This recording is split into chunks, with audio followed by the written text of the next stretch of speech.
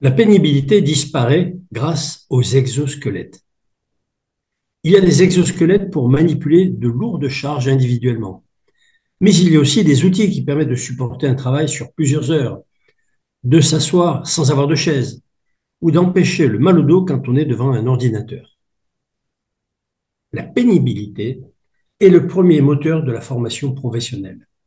La première loi formation du 16 juillet 1971 avait pour ambition de couper un peu la pénibilité du travail par une détente formation. Puis, la pénibilité est entrée au centre du droit du travail pour deux raisons. L'industrialisation rapide de la France a laissé sur le bord de la route la sécurité et la lutte contre la pénibilité.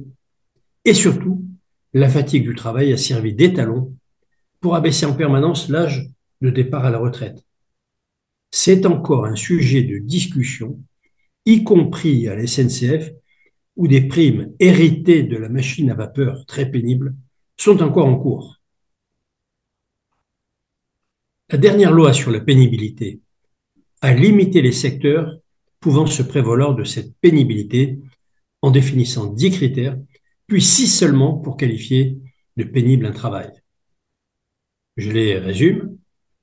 Le travail de nuit, le travail en équipe successive, la pression hyperbare, le bruit excessif, les vibrations et la respiration toxique de vapeur toxique due aux produits utilisés.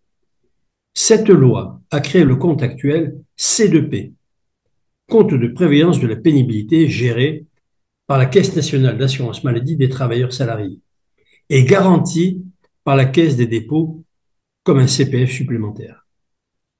À ce jour, des dizaines de milliers de salariés ne savent même pas qu'ils disposent de 10 000 euros, oui, vous avez bien entendu, 10 000 euros de CPF en plus pour se préparer à un autre métier.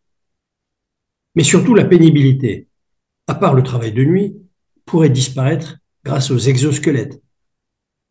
Il permet de travailler des heures avec les bras en l'air, de porter facilement des charges très lourdes, de compenser la position assise face à un ordinateur, de faire face au changement de température, de s'asseoir en pliant seulement les genoux et mille autres applications.